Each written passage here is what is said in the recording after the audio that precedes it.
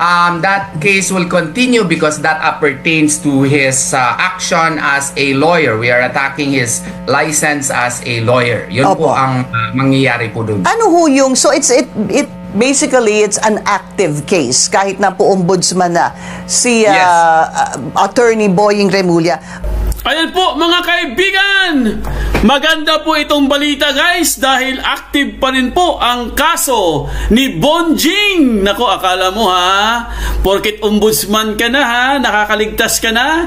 Di ba sabi ko sa inyo guys, meron po siyang pending cases. Ang pinag-uusapan po dito mga kaibigan ay yung disbarment case na nakapending po ngayon itong si Bonjing Remulla, ang bagong ombudsman. Nako, akala siguro niya ligtas na siya. Pero maganda po ang explanation dito ni Attorney Torion. Dahil po mga kaibigan, ang kaso po nitong si Bonjing guys ay active pa rin. Nako, yari. Sapul na sapul po mga kaibigan dito si Bonjing. Yan ang sinasabi natin, di ba? Ito po ang sinasabi natin palagi mga kaibigan.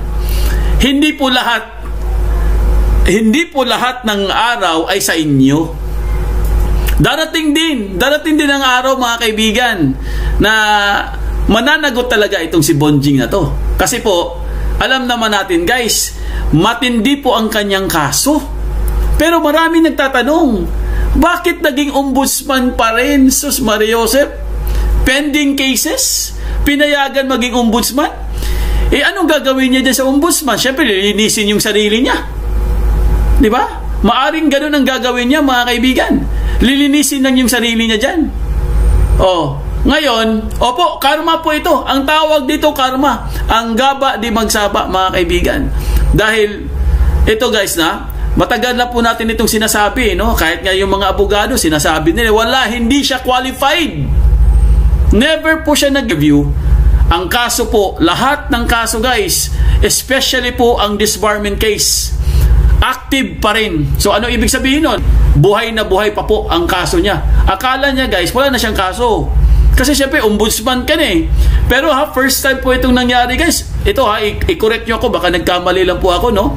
Pero sabi po sa isang source, first time daw ito nangyari sa Pilipinas na merong ombudsman na may patong-patong na kaso.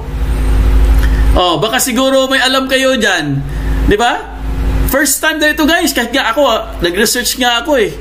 Wala talaga guys. Ito lang po ang pinakaunang ombudsman po na patong-patong ang kaso. Grabe, nakakahiya na talaga tayo. Diyos mio, Marimar. Nakakahiya na talaga ang Pilipinas. I-refresh ko lang kayo guys. Yung kay Attorney Torion po, di ba pinakita ko sa inyo kanina kay Attorney Torion, huwag kayong mag-alala guys. Dahil ang sabi po ni Attorney Torion mga kaibigan, ang kaso po ni Bonjing guys ay active pa. Huwag kayong mag-alala. Active pa po mga kaibigan ang kaso ni Bonjing. So ibig sabihin, kasi pag sinabi mong retroactive guys, anytime pwede mong balikan. Anytime pwede mong buhayin. Di ba?